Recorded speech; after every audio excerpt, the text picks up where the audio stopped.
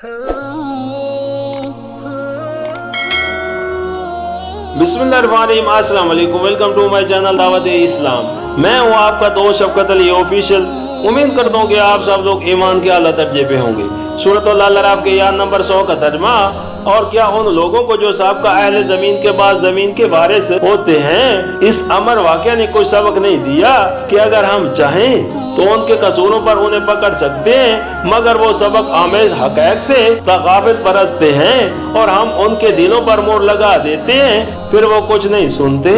सूरतुल अराफ आयत नंबर 79, यानी एक गिरने वाली कौम की जगह जो दूसरी कौम उठती है, उसके लिए अपनी पेशरो कौम के ज़वाल में काफी रहनुमाई मौजूद होती है। वो अगर अकल से काम ले तो समझ सकती है कि कुछ मुद्दत पहले जो लोग इसी जगह दाद ऐश दे रहे थे और जिनकी अजमत का झंडा यहाँ लहरा रहा था, उन्हें फिक्र अमल की किन गलतियों ने बर्बाद किया, और ये भी महसूस कर सकती है कि जिस बालातर इक़्तिदार ने कल इन्हें उनकी गलतियों पर पकड़ा था और उनसे ये जगह खाली करा ली थी, वो आज कहीं चला नहीं गया है। न उनसे किसी ने ये मकरद छीन ली है कि उसकी जगह मौजूद साकीन अगर वही गलतियां करें जो सबका साकीन कर रहे थे, तो वो उनसे भी उसी तरह जगह खाली ना करा सकेगा जिस तरह उसने उनसे खाली कराई थी।